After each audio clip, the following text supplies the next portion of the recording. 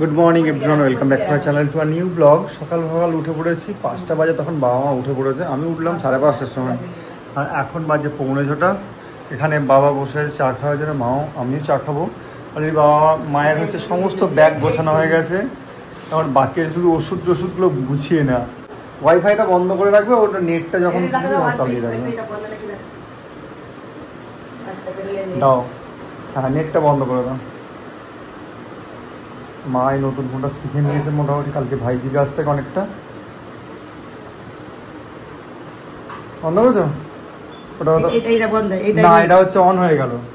হ্যাঁ না, এটা নেট না, এটা হচ্ছে ওয়াইফাই। এটা বন্ধ হয়ে গেল, এটা দিলেও নেট, পাশেরটা নেট। হ্যাঁ না, বন্ধ রাখো, ওটা বন্ধ রাখবে সবসময়, যখন নেট দেখবে তখন চালু রাখবে।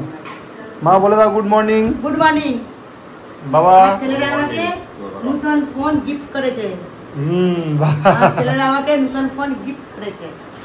মায়ের ফোনটা অনেকদিনই খারাপ হয়ে গিয়েছিল, খুব খুশি। মা ভাবতে পারেনি কালকে আমরা ফোনটা নিয়ে আসবো, কেন এরপরে মা গ্রামের বাড়ি আছে, আমরাও যাবো আবার কদিন পরে। তো মায়ের ফোনটা খারাপের জন্য আমরা যখন তখন ফোন করতে করতে বন্ধ হয়ে যায়। তো কালকে দেখলাম ঠিক আছে একটা ফোন নিয়ে নিই। আর এখানে মনি ঘুম থেকে উঠে পড়েছে, উঠে বাবার জন্য চা, মায়ের জন্য চা, আমার জন্য চা বানিয়ে ফেলেছে। নিয়ে এসো।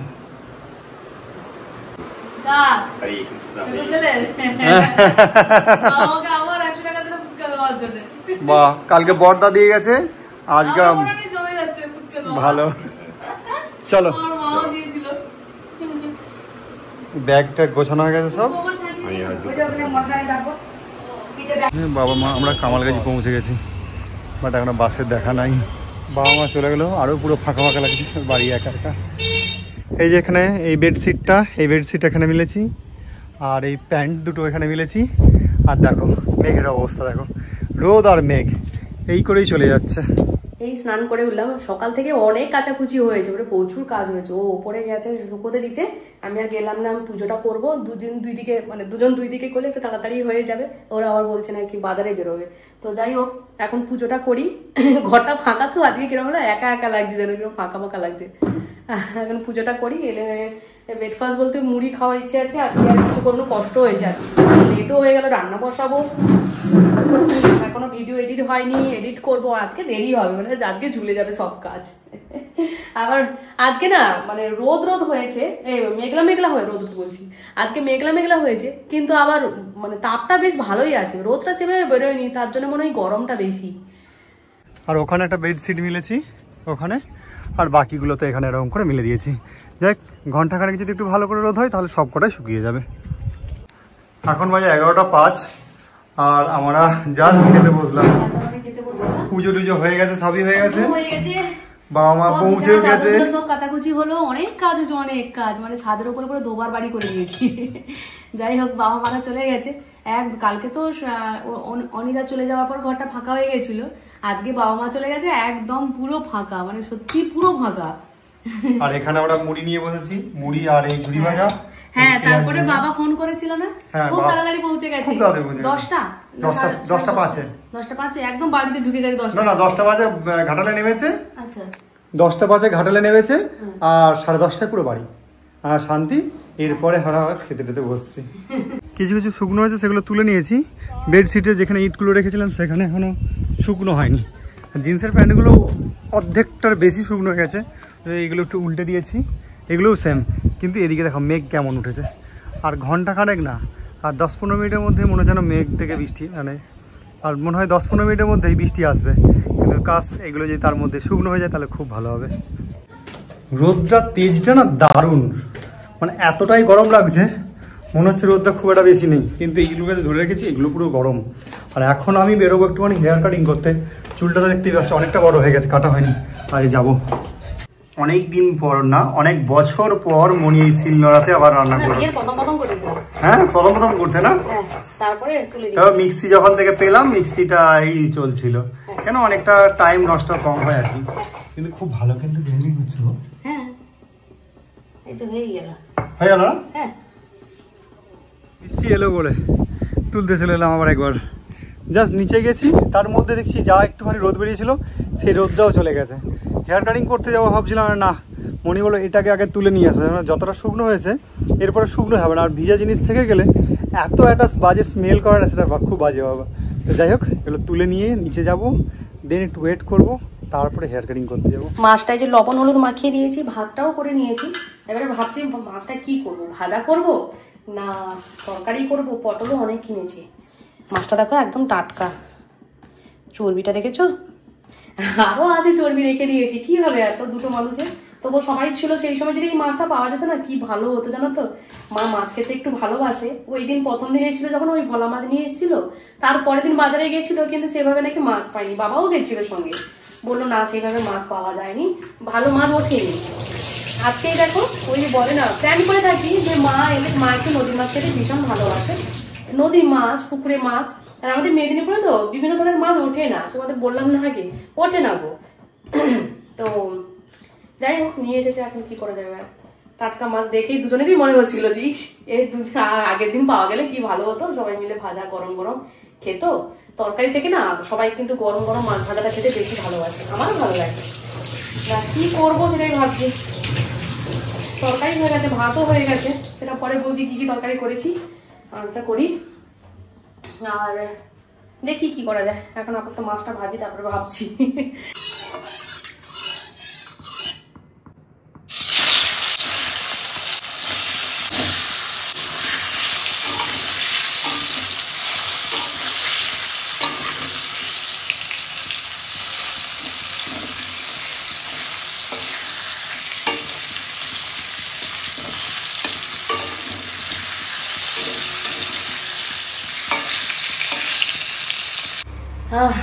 রান্না তো হয়ে গেছিল, লাস্টে এই যে শাকটা কাটলাম, এই যে এই শাকটা কেটে ধুয়ে নিয়েছি, ভাজা করব। আর মাছের তেল দেখো কত বেরিয়েছে। এই তেলটা করলাম না, মাছ ভাজলাম, কত তেল বেরিয়েছে। তেল দিয়ে ভেজেছিলাম, বাট এতটা নয়, ভাজলে তো একটু তেলটা কমে না, কিন্তু তেলটা কমে কি বা বেড়ে গেল। এই মাছের তেলে শাক ভেজে নেবো, পেঁয়াজ দিয়ে রসুন কুচি দিয়ে শুকনো লঙ্কা ফোড়ন দিয়ে শাক ভাজবো, বেশ ভালো লাগে। আর গরম গরম শাক ভাজাটা খেতে ভালো লাগে, ওই কারণে লাস্টেই করছি। শাক ভাজাটা হয়ে গেলে মোটামুটি রান্না শেষ। যাই হোক মোটামুটি এখন খেতে বসলাম। তোমাদের দেখিয়ে দিই, এখানে আছে ঝিঙে আলু পোস্ত, আর এখানে শাক ভাজা যেটা গরম গরম করলাম, এখনো ধোয়া উঠছে, আর মাছের ভাজা। এটা একটু সরিয়ে রাখি এখন। আর আমার কাছে হচ্ছে বড় বড় লঙ্কা।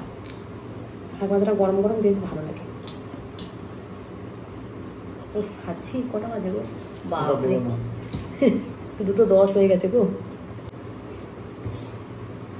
শাক ভাজাটা কেমন হয়েছে গো? গরম গরম যে কোনো জিনিস খুব ভালো লাগে। ওই জন্য ইচ্ছে হলো যে গরম গরম ভাজি।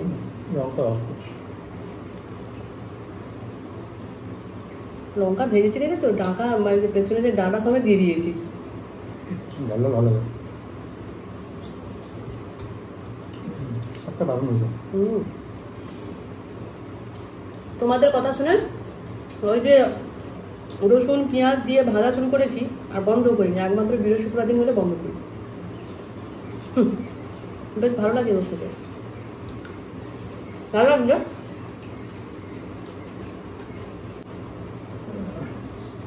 কেমন দিনটা দেখো, কালকে এই সময় কত মানে সবাই কত লোক বলছে, মানে বাড়ির সবাই ছিলাম, নিচে বসে খাচ্ছিলাম, টেবিলে ধরছিল না, বললো সবাই নিচে বসে হই করে করে খাবো বলে নিচে বসে গেলাম। আজকে দেখো একদম ফাঁকা, ভালো লাগছে না।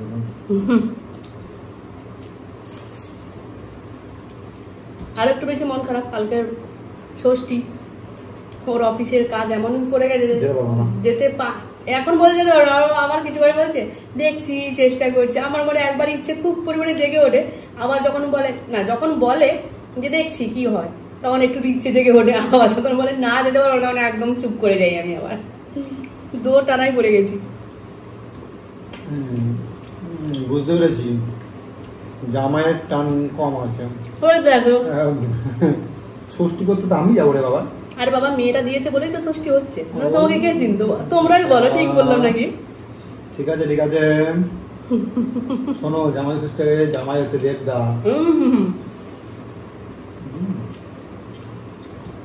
মাছটাও দারুণ আছে। মাছ তো জানতো, তুমি তো দেখো নি কত তেল বেরিয়েছে না। বাবা কি জ্বালো, বলতে চাচ্ছিলাম যে শাক ভাজাটা কেন এত টেস্টি হয়েছে। আদা রসুন, এই আদা বলছি, রসুন পেঁয়াজ দিয়েছি, তার সাথে আলাদা কথা মাছের তেলে করেছো নাকি? মাছের তেলেই ভেজেছি। মাছটা ভালো লাগছে। কালকে যদি বাপের বাড়ি যাই তেলটা কি হবে বলো, দেবো, ওই জন্য ভেজে নিলাম। মনে হচ্ছে তো হবে না বলো? কে ভালো লাগে না, কে ভালো লাগে না বলো, কে ভালোবাসে না বাপের বাড়ি যেতে বলো? সবাই, যার যেরকম বাপের বাড়ি হোক। আমার মা এখনো পর্যন্ত যায়। আমার মা, হ্যাঁ, মা বাবা ষষ্ঠী যাবে বলে চলে গেল তো, এখনো যায়।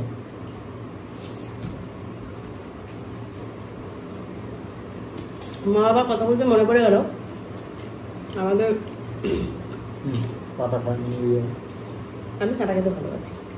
ওই জন্য দিয়ে দাম কাটা ভালো। মাঝে ছালটা আবার খেতে ভালো লাগে না, জানো তো? ছালটা এই খায়, দুজন হয়েছি ভালো, কোনোদিন নষ্ট হয় না। না, মা থাকলে মা খেত। আমার মা খুব খায়, তোমার মা খায় না? খায় না। যাই হোক, বলতে গিয়ে অন্য কথায় চলে যাচ্ছি। আগের দিন ছিল দাদার জন্মদিন ছিল, তো ছোটবেলা থেকে হতো কি, দাদা যেটা বলছে যে একটা রুলস চেঞ্জ করলাম, জানিস তো? তো আগের দিন হয়েছিল, তখন আমার ফোনটা বেজে উঠেছিল বলে না, ওই পার্টটা আমাকে কাটতে হয়েছে। হ্যাঁ, তো দারুণ হয়েছে রুলসটা চেঞ্জ। হ্যাঁ, রুলসটা মোটামুটি কম বেশি পছন্দ হয়েছে, দুবাইয়ের পছন্দ হয়েছে, আমাদের কথা বাদ দাও, দুবাইয়ের পছন্দ হয়েছে। বলছে মা ছোটবেলা থেকে আমাদের জন্মদিন পালন করতো, আর কোনো না কিছু দিয়ে, যেরকম হয় প্রত্যেকের বাড়িতে জন্মদিন, কোনো একটা নতুন বস্ত্র পরিয়ে করানো হয়, বা হাতে কিছু হয়তো পয়সা দিল, তুমি ভালো মতো খেয়ে নিস, এরকম হতো। তারপরে ছেলেরা যখন আস্তে আস্তে, মানে দাদার কথাই বলছি, তো দাদা যেটা বলছে যে আমরা পরপর যখন আস্তে বড় হলাম, ইনকাম করতে শিখলাম, তখন আমরা আমাদের মনে হলো কি যে না, আর মা বাবার কাছ থেকে নেবো না, মা বাবাকে দেবো, যে জন্মদিনে যখনই মা আমাদের জন্মদিন পালন করবে সেই দিনই মাকে কিছু টাকা দেবো, তো মানে দিয়ে দেবো, যে টাকা বা যাই হোক কিছু একটা, সব থেকে ভালো টাকা দেওয়া, কেন মার পছন্দের মতন কিছু একটা কিনে নিতে পারবে। মা কি শুধু আর ওই শাড়ি, মানে শাড়ি গয়নাতেই হয়, হয়তো সংসারে কোনো প্রয়োজনীয় জিনিস থাকলো, মা সেটা কিনে নিল, এরকম হতেই পারে। তাই সেই কথাই মাথায় রেখে দাদা বললো যে আমরা মাকে টাকা দিয়ে দেবো, কিছুটা পরিমাণে টাকা দিয়ে দেবো, মা পছন্দের মতন কিছু একটা করে নেবে। আমাদেরকে গিফট দিত। হ্যাঁ, বড়দা হচ্ছে খুব সঞ্চয়ী, মানে ও বাবা মার কষ্টটা একটু বেশি করে দেখতো। ও বলতো এত ভালো জামা দিতে হবে না, একটা গেঞ্জি দিয়ে দিও, হ্যাঁ দিয়ে দিও, এটাই করতো, কেননা যাতে বাবার কম খরচা হয়। যখন দাদা বড় হলো বলছে, মানে আমাকে বলছে, আমি তো কদিন এলাম, বলছে যে আমরা যখন বড় হলাম তখন বাবা মার কাছে নিতে একটু কেমন কেমন লাগছিল, যে এই বয়সে বাবা মা কেন দেবে, আমরা যেহেতু উপযুক্ত হয়ে গেছি, আমরা যেহেতু নিজের পায়ে দাঁড়িয়েছি, তো আমরা জিনিসটা দেবো, এটা মনে হয় আরো বেশি ভালো হবে, মা বাবা খুশি হবে জেনে। তো মা প্রথম মাকে এইখানে আশীর্বাদ করছিল না মা, তো প্রণাম করে মা হাতে যখন পয়সা দিল, মানে টাকা যখন দিল, তখন মা কিছুটা অবাক হয়ে গেল। তো ও শুধু বলছে ও যে না মা, রুলসটা চেঞ্জ হলো, এবার থেকে দেখবে তোমরাই হচ্ছে তোমাদেরকে আমরা দেবো। মানে মা আমাদেরকে যে জামা কেনার জন্য টাকা দেয় বা দেয়, সেটা মাকে আমরা দেবো। খুব ভালো হয়েছে, খুব ভালো হয়েছে, সত্যি তোমরাই বলো ভালো হয়েছে নাকি? এটা কিন্তু ঠিকঠাক কথা যে হ্যাঁ, ছেলেরা উপযুক্ত হয়ে গেল বা মেয়েরা উপযুক্ত হয়ে গেল, তারপরেও কেন নেবে? জানি মা বাবা ভালোবেসে দেয়, ওই ভালোবাসাটা যদি একটু অন্যরকম করে ঘুরিয়ে দিই, তাহলে মনে হয় আরো ভালো হবে। যাই তোমরা বলো, এই রুলসটা আমরা যেটা বড়দা যেটা শুরু করলো সেটা কেমন? আর অনেকেই আছে, বুলটি দিয়ে আছে, বিজেত্রা দিয়ে আছে, আর মিনাল সবাই জানে। ছোট না বলো তো বুঝতে পারছি না, আমরা দেখতে পাচ্ছি না, তাই দিদি বলে সম্বোধন করছি, জানি না আমরা ছোট না তোমরা ছোট। খুব ভালো লাগে তোমরা যখন কমেন্ট করো, জানি ভীষণ ভালো লাগে, আমরা ওটার জন্য ওয়েট করি। চলো, এদিকে তো অনেকটা মাছ দিয়ে খেয়ে নিয়েছি, মাছটাও দারুণ হয়েছে। দারুণ, মাছটা দিয়ে না হাফ ভাতই খেয়ে গেলাম, এইটা এখনো আছে, এরকম করে দেখো। বললাম না মাছটার কি চর্বি ছিল, বড় মাছ ছিল এটা, দারুণ। তো চলো খেয়ে নি, মেঘটা উঠেছে, জানি না বৃষ্টি হবে নাকি, সকাল থেকে মেঘ উঠলো, মানে ভাবলাম বৃষ্টি হবে, তো ছুটে ছুটে গিয়ে ছাদ থেকে জামা কাপড় নিয়ে এলো, বৃষ্টিটা আর হলো না। তো যাই হোক চলো খেয়ে নিই, পরে কথা বলছি আবার। সেই বেরোবো বলেছিলাম কখন, আর বেরোচ্ছি এখন 8:10 বাজে। ম্যাডাম আলটিমেট বেরোচ্ছে। বেরোচ্ছি আজকে ফুচকা খেতে যাচ্ছি। আমার কাছে পয়সা হ্যাঁ। হ্যাঁ, কে দিয়েছে? বাবা দিয়েছে, দাদা দিয়েছে, মাও দিয়েছে, মানে আমি আর কদিন শুধু ফুচকা খেয়ে পয়সাগুলো শেষ করবো। চলো, ফুচকা দোকান বসেনি, যেদিন খাবো বলে মনে করি সেদিনই বসে না। ওই দেখো ফাঁকা ওখানে। কি বলছো? আলটিমেট পেলাম এখানে 10 টাকা করে ফুচকা। এই 10টা বাজে 5 মিনিট বাকি, আমরা এই ঢুকলাম। খেলাম মাত্র 10 টাকার ফুচকা খেয়েছি আমি, 10 টাকার ফুচকা, আর ও 10 টাকার ফুচকা, 20 টাকা। এখনো অনেক টাকা আছে, ফুচকা খেতে হবে। আর কদিন বাড়িতে বানাবো না কেন বলতো, এত গরম পড়েছে না, আর বাড়িতে মানে ওইদিকে ঢুকতে ইচ্ছে করছে না। কিন্তু বাবার কাছ থেকে, মায়ের কাছ থেকে, দাদার কাছ থেকে বেশ ভালোই নিয়েছো। টাকাটা ইম্পর্টেন্ট নয়, যেটা ভালোবাসা জানো তো, খুব ভালো লাগে। তো চলো, বাড়ি থেকে আর খাবার মতন জায়গা নেই সত্যি বলতে। ফুচকা খেয়েছি আর একটু যে মুড়ি খেয়েছিলাম, তাতে পেট ভরে গেছে। তো চলো, এখন তো 10টা বাজে, একটু ফ্রেশ হই, দিয়ে দুজনে একটু বসবো।